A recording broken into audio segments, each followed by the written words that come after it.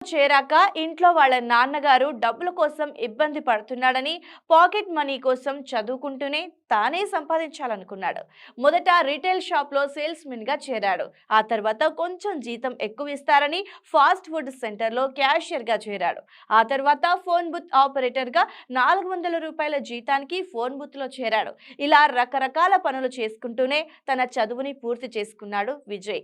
తన ఖర్చులకి పోగా ఎంతో కొంత మిగిల్చి వాళ్ళ అమ్మగారికి కూడా ఇస్తూ ఉండేవాడు. ఇంటర్ చదువుతున్నప్పుడు గోకులత్ సీతల్ అనే సినిమా ఆడిషన్ కి వెళ్లి ఒక చిన్న అవకాశాన్ని పొందాడు. ఇంటర్ సిఈసి పూర్తి చేసి ధనరాజ్ బేడ్ జైన్ కాలేజీలో చేరి బ్యాచులర్ ఆఫ్ కామర్స్ డిగ్రీ చదివాడు. డిగ్రీ చివరి సంవత్సరం పరీక్షలైన వారం రోజుల తర్వాత ఒక హోల్సేల్ సిమెంట్ బిజినెస్ లో అసిస్టెంట్ అకౌంటెంట్ గా చేరాడు. ఇంకా డబ్బులు బాగా సంపాదించాలంటే ఏం చేయాలి అని సహోద్యోగితో మాట్లాడినప్పుడు దుబాయ్ వెళితే బాగా సంపాదించవచ్చని ఆ సహ